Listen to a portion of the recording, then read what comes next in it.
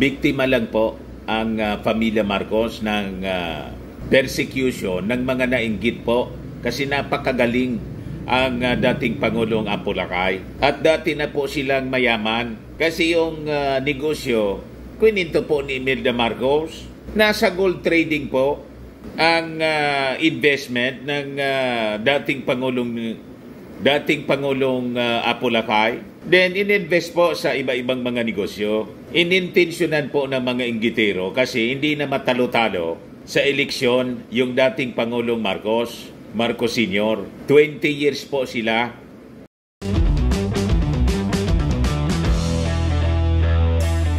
Ito naman po yung bago naming product na binibenta online.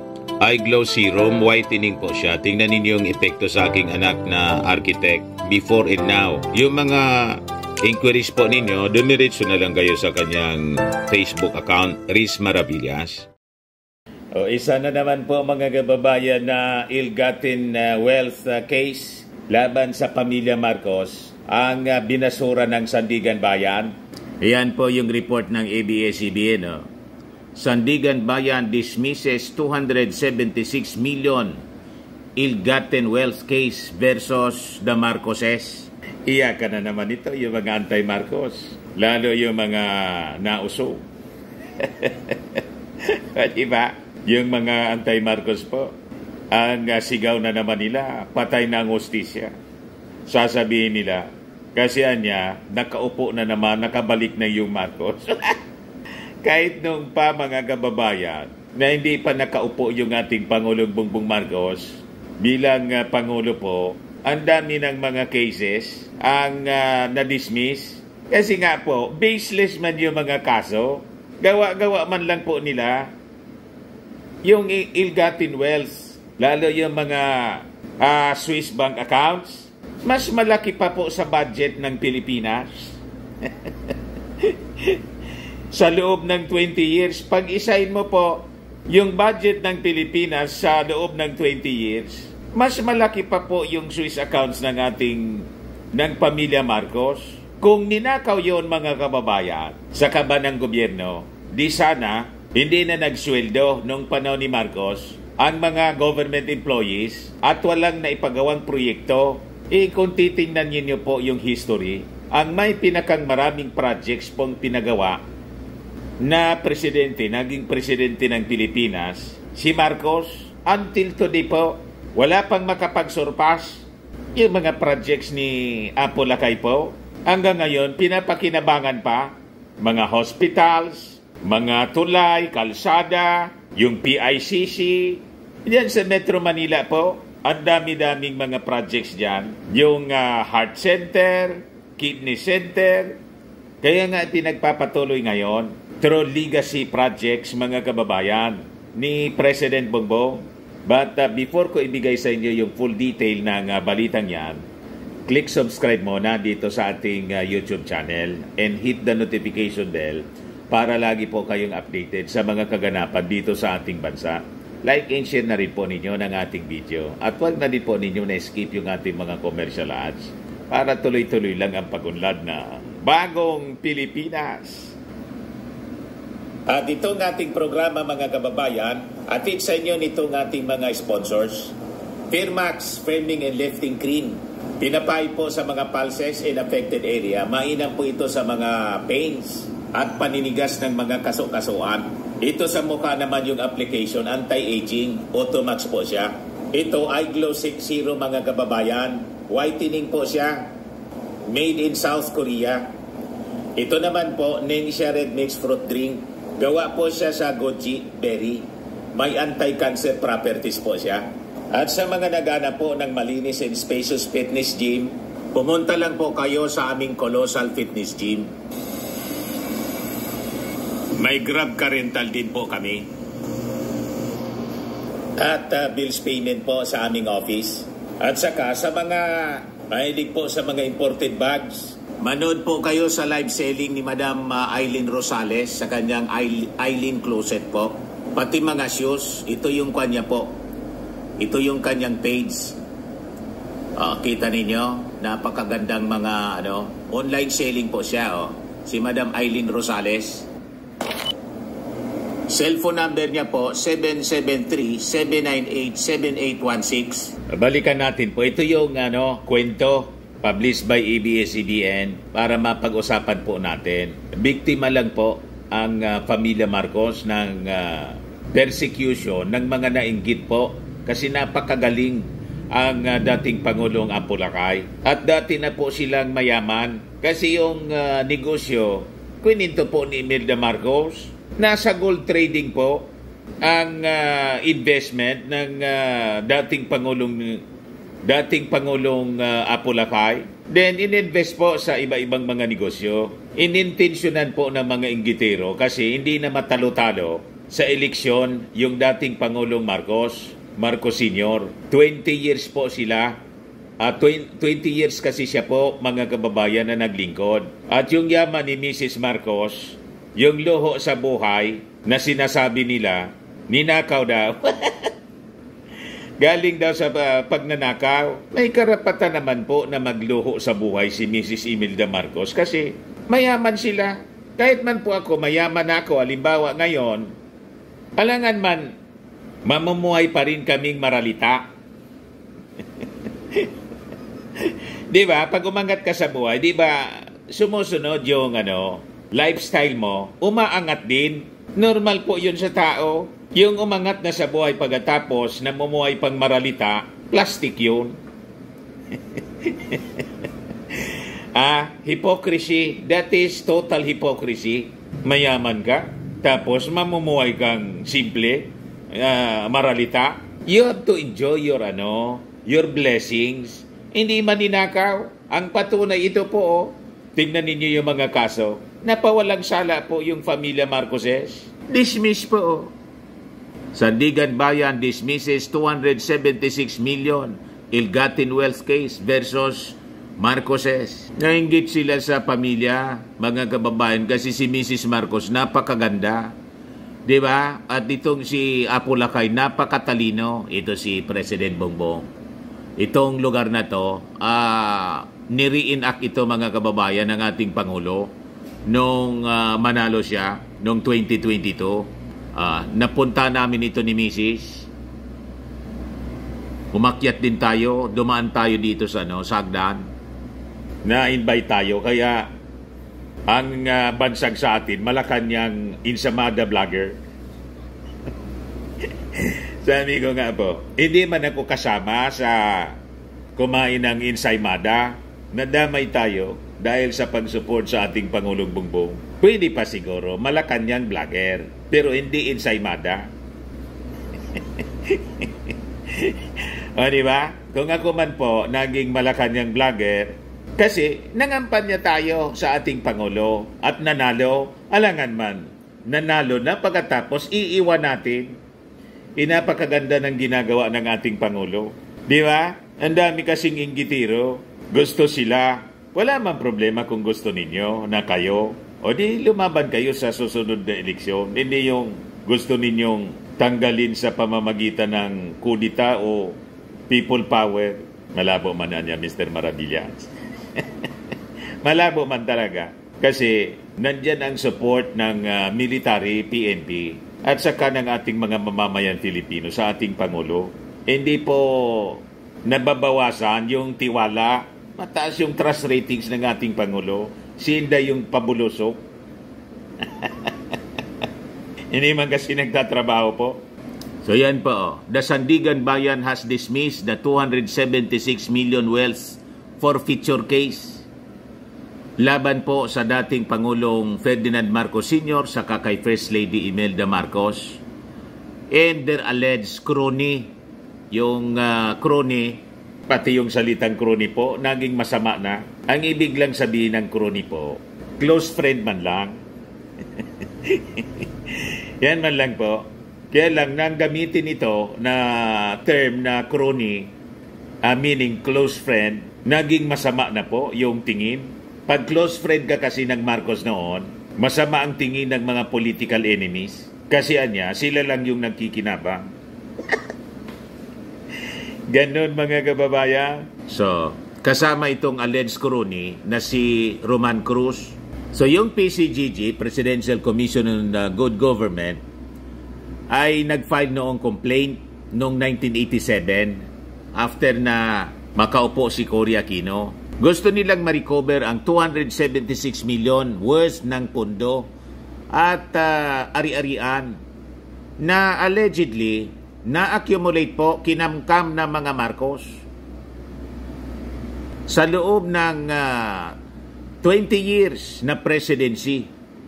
O ngayon, sabi dito, in a 30-page resolution promulgated on October 4, yung anti-graft court sa 2nd Division po granted a motion to dismiss filed by Imelda Marcos in state of the late former president. Pinaboran po si Mrs. Imelda Marcos. Sabi ni Mrs. Marcos sa interview noon sa GMA, kami anya yung pinagnakawan, hindi anya kami nagnakaw. Kami yung pinagnakawan kasi yung mga properties, kinumpis ka po, sinikwester ng PCGG kung ano-anong mga papeles yung present at ano-anong mga aligasyon yung pinagtahi-tahi nila. Ayan, lumabas din ang totoo, mga kababayan. Dismiss yung kaso. So sabi dito, malinaw niya, there was a violation of the defendant's rights to the speedy disposition of their case since the record show is scarcely anything besides the plaintiff's lack of diligence in handling the case. In its comment niya, the plaintiff, ang plaintiff po yung nag-akusa, yung PCGG, ang plaintiff, ang accused si defendant, yung Marcos, siyempre, sila yung inaakusa, did not argue niya against the averment of the defendants about inordinate delay and due process violation. It did not oppose the move of the defendants to dismiss the case. In fact, the plaintiff tends to agree with the dismissal on the case when it emphasized that there are no more allegations against the state of Marcos. Sabi po ng Sandigan Bayan, hindi na nag-oppose yung PCGG, yung plaintiff po, kasi wala man talaga silang ebidensya na nakaw po yung pundo at yung mga ari-arian na kinumpis kanila. Itong tingnan ninyo mga kababayan, kahit nakaupo na yung ating Pangulo, yung PCGG, hindi man niya po inabolish, nandyan pa rin, dapat nga abolish na yan. Wala man pong silbi. Ang daming mga kinumpis ka noon, sinikwester. Yung iba nga po, iwan ko kung nasaan na. Di ba? Yung mga properties na iba siguro, pinabulok na lang. Imagine, inabot po ng 37 years. The anti-graft court said it dismissed the 37-year-old case due to inordinate delay. They, referring to the defendants, can no longer be afforded a fair trial anya since the witnesses may have already died. Wala nang testigo, patay na eh. And the documentary evidence may no longer be located after more than 30 years from the filing of the complaint. Justice delayed po. Biktima po ng napakatinding injustices yung mga Marcoses. Justice delayed, justice denied. Ayan, dumikit na sa pangalan nila yung pagiging magnanakaw. Hanggang ngayon, hindi man po binabago ng Guinness Book of World Record na ang ang number 1 daw na magnanakaw na leader ng mundo, naging leader ng mundo, ang Marcos. May mga desisyon na yung korte po na na-dismiss yung mga kaso, hindi man binabago yung records ng history. Kaya hanggang ngayon, yung iba, paniwala nila, yung Marcos magnanakaw. Hanggang ngayon, tinatawag pa ng mga dilawan na magnanakaw yung Marcos. Hindi na lang po pinapansin nila, mga kababayan. Kasi alam ng pamilya, wala silang ninakaw po. Ito ang ebidensya po. After 37 years. So sabi dyan, considering that the extant living defendant is 95 years old, si Mrs. Marcos, Imelda, her ability niya to testify and recall the events has assuredly declined.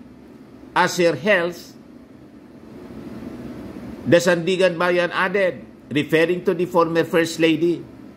The 2nd Division said, the heirs of the late former President, President Marcos Jr., Senator Amy Marcos, and Irene Marcos, Araneta cannot competently testify on the matter since they were minors when transactions in question involving the Pinugay estate transpired around 53 years ago. Mga mindor ni edad, hindi man nila alam kung ano yung transaksyon na pinasok ng kanilang tatay. Minors pa. Di ba? Ngayon, sabi rito, the Sandigan Bayan said, the failure of the defendants to assert the right cannot be concluded as equivalent to a waiver of the right to the speedy disposition of their case. The burden is not upon them. Ibig sabihin, to the defendants, yung Marcos family. Ang burden, pag ikaw nag-akusa, nag-akusa yung PCGG, sila yung plaintiff. Kung ikaw ang nag-akusa, patunayan mo yung akusasyon mo. Hindi man nila napatunayan, dismiss. Ganun lang kasimple, di ba? Ang burden of proof, ang pagpapatunay, doon sa nag-akusa. Nag-akusa ka, di patunayan mo. Hindi man nila napatunayan. O di ba? Yan sabi dito, the burden is not upon them, defendants, to ensure that the wheels of justice continue to turn or to expedite the pre-trial and start the trial within the bounds of reasonable timeliness. Sabi po ng Sandigan Bayan. Kaya madali po yung mag-akusa. Ang magpatunay po ng akusasyon, yun ang mahirap. Lalo't kung gawa-gawa man lang talaga, igawa-gawa man lang po yung mga kaso laban sa mga Marcoses. Kaya nga po, never sila, sa dami ng kasong pinail sa kanila, walang nakulong sa Marcos po. Kaya wag kami, mga anti-Marcos, hindi kayo lulusot. Kasi yung, you are on the side of, you are not on the side of the truth. Nandun kayo sa kasinungalingan mga imbento na mga kaso para lang mapatalsik yung mga Marcoses. O ngayon, na-redeem nila yung kanilang pangalan. Di ba? Pero yung ating Pangulo, tuloy lang sa paglilingkod. Dahil sa kanyang, sobrang pagmamahal sa ating mga mamamayang Pilipino. Di ba? O ngayon, ibigay ko sa inyo yung mga projects ngayon. Ito yung latest ngayon, Philippine government seals financing deal for Panay Guimaras Negros Bridge Project. Sabi ko sa inyo, mali yung mga sinabi ni Pusit na yung mga big ticket projects daw sa Visayas, Mindanao, kaya daw siya umalis na, nakipaghiwalay sa unity, hindi daw tinutupad ng ating Pangulong Bongbong. Walang katotohanan po. Tuloy ang mga implementation ng mga projects. Yung nung isang linggo, di ba? Pinasinayaan pa lang ng ating Pangulo yung napakahabang tulay doon sa Misamis Occidental, yung Panggil Baby Bridge. So, walang katotohanan po. Ito ngayon, mga kababayan, nasilyuhan na po yung financing para sa isa na naman pong napakagandang project, Panay Guimaras Negros Bridge Project. Dito siya ilalagay po. Korean firms to design bridges linking Panay Negros Guimaras. Wala pong tigil yung ating Pangulong Bongbong sa pagpapaunlad sa bagong Pilipinas. Ayan po yung perspective niya. Di ba napakaganda? Beautiful po. So malapit na siya pong simulan. So sabi dito sa balita ng Daily Guardian, the Philippines has secured a key financing deal with South Korea to move forward with the highly anticipated Panay Guimaras Negros Island Bridges project, which is expected to transform mobility and economic development sa Western Visayas. Pinirmahan ni Finance Secretary Ralph Recto ang agreement with South Korea during a ceremonial exchange with South Korean Deputy Prime Minister Choi Sang-mok, witnessed by President Ferdinand Marcos Jr. and South Korean President Yoon Yuk-chol during the latter's state visit to the Philippines. So yun yung ginawa, mga kababayan, before na lumarga pa Laos ASEAN meeting yung ating Pangulo. Ayan po, mga kababayan. The Panay Guimaras Negros Bridge Project involves 2 sea crossing, 4-lane bridges spanning a total of 32.47 kilometers. Pinakang mahaba na to, mga kababayan. Aim at reducing travel time between the 3 islands from 3 to 4 hours via ferry to less than 1 hour by car. Napakaganda po na project ito. Laking tulong sa mga taga-Western Visayas. Yung project po has a total cost of 187.54 billion pesos with South Korea's Export-Import Bank or KIXEM financing the detailed engineering design through the $51.61 million or about 3.21 billion pesos loan na pinirmahan in 2022. Yung design is expected to be completed next year po, 2025, with construction is slated for completion by 2031. So wala na sa posisyon yung ating Pangulong Bongbong. Baka ang presidente niyan si Martin Romualdez na po. So para po maayos yung ating bansa, hindi na makapasok yung mga Chinese spies. Kaya kailangan po we avoid Chinese businessmen. Pero hindi naman natin ninalahat kasi hindi naman po lahat ng Chinese spies. May mga ginagamit lang po yung Chinese government na mga businessmen na nang-i-espiya po rito. Kaya nga po, nireview yung mga contracts, yung mga Chinese contractors po. Bagay, hindi na dinatuloy yung mga plano nila. Kaya po, ang ginagawa ng ating Pangulo, makipag-usap sa ibang mga interested na mag-invest dito sa atin. Di ba? Ito ngayon, Korean Bank ang magti-finance. O di maganda? At least yung South Korea, mga kababayan, walang masamang intensyon dito sa atin, sa West Philippine Sea. So tama ito. Ang mga Chinese po, magninegosyo sila pero may kulatilya, may pasaluib, may pailalim po, may ulterior motive. Yan hindi natin mapapayagan po. Kaya dumistansya yung ating Pangulong Bongbong. So sabi po ni Finance Secretary Recto, ito anyang mga projects are testament to the strong friendship between the Philippines at South Korea. Beyond enhancing mobility, they will create jobs spur businesses, boost incomes, and uplift Filipino lives, helping reduce poverty, especially in Luzon and Visayas. So ito pong Panay Guimaras Negros Bridge is part of a broader push by the government to enhance connectivity across the Philippines, many islands, improving trade, tourism, and quality of life para sa mga mamamayan. Once naging operational po itong mga tulay na to are expected to facilitate faster transportation of goods and services across the islands, supporting local economies and boosting investments. Para po sa bagong Pilipinas, New Philippines, na maunlad po, hintay-hintay lang po tayo. Mga ganitong projects po, mga big ticket projects, will take years. Matatapos nga to, 2031 pa. Pero at least sisimula na next year, mga kababayan, kasi ayos na po, nasilyuhan na yung financing deal. So sabi dito sa balita, in addition to Panay Guimaras Negros Project, other major infrastructure agreements were sealed with South Korea, kasama dito yung 6.34 billion pesos sa Mar Pacific Coastal Road Project at saka 181.3 billion na Laguna Lakeshore Road Network Project. Talagang napakalalaking mga projects po yung i-implement ng ating Pangulong Bongbong.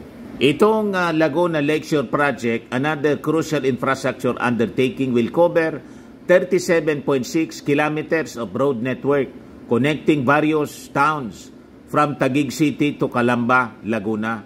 Once completed in 2028, it is expected to cut travel time from Philinvest to Lower Bicutan by nearly 60%, from 33.5 minutes to just 13.7 minutes. Di ba nakakatuwa? Napakaganda na mga infra projects.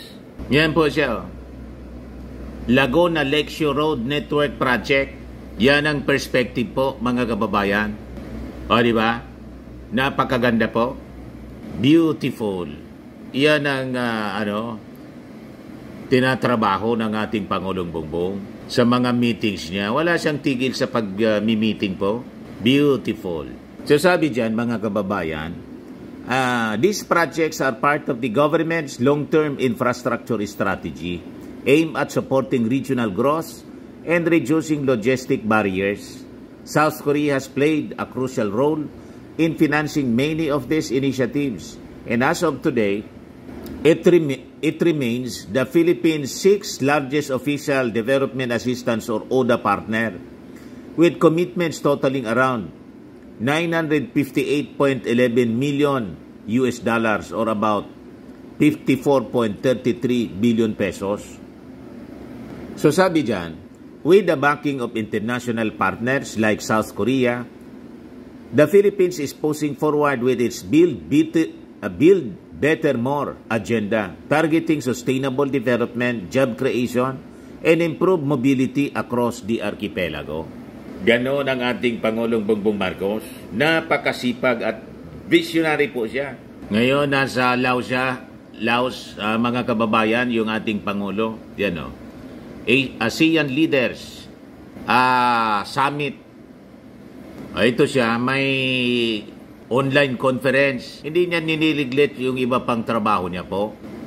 Sabi dyan, sa report ng Presidential Communications Office, amid the ongoing situation in Lebanon, President Ferdinand Marcos Jr. held a Zoom meeting during the ASEAN Summit in Laos, PDR, urging government agencies to prepare for the safe return of Filipinos caught in the conflict.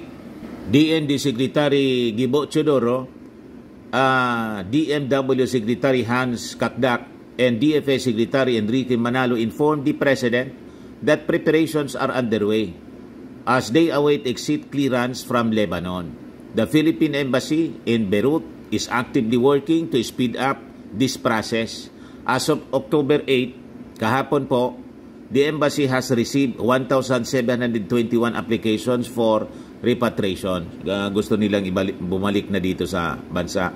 With 511 Filipinos successfully returned home. May mga nauna na po. Laging katabi niya si Speaker Martin. Habang nandun siya sa ASEAN meeting, ASEAN Summit, sinisingit niya sa mga bakanting oras niya.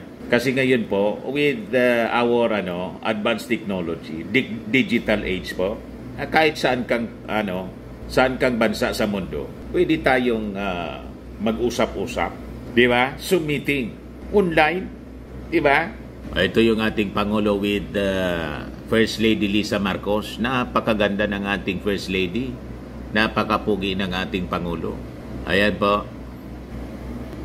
So, sabi dyan, President Marcos and First Lady Lisa arrived at the National Convention Center in Laos for the opening ceremony of the 44th and 45th ASEAN Summits and related summits today. Upon their arrival, they were warmly welcomed by Lao People's Democratic Republic Prime Minister Sonexay, iwan ko kung tamang basa natin dito, Sifandone, and Madam Vandala Sifandone. Sa mga naghanap ng malinis and spacious fitness gym, pumunta lang po kayo sa aming Colossal Fitness Gym. We also offer Grab Car Rental with our brand new 2023 model ng Toyota Innova. We also accept booking for those who are planning to travel via PAL, Cebu Pacific, and other airline companies, local and international, and bills payment for Meralco Bills, PLDT, Aleco Bills, etc. Ang Colossal Fitness Gym is located at 3rd floor Security Bank Building, Landco Business Park, Legazpi City, Albay. For inquiries, look for Chilon Maravillas, contact number 0966-802-0949. Yan yung aming Innova. Lagi na pong matao sa amin. Pati mga foreigners po, tingnan ninyo, mga British tourists sila. Ang lalaki ng katawan na, mga kababayan, nag-gym sa amin. Ito naman po, Indian National, Ito mga mga European sila. Ito naman yung bago naming product na binibenta online, Eye Glow Serum. Whitening po siya galing sa South Korea.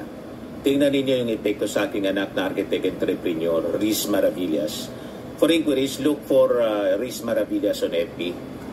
Ito naman po, Firmax Framing and Lifting Cream. Pinapahid po ito sa mga pulses and affected area. Mainam po ito sa mga pains at paninigas na mga kaso-kasuan.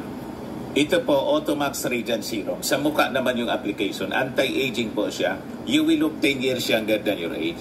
Sa mga cancer patients naman po, baka lang gusto ninyo itong itry. Nengxia Red Mix Fruit Drink. Hindi man po siya gamot, food supplement siya. Kaya lang, gawa siya mga kababayan sa goji berry. Yung goji berry may anti-cancer properties.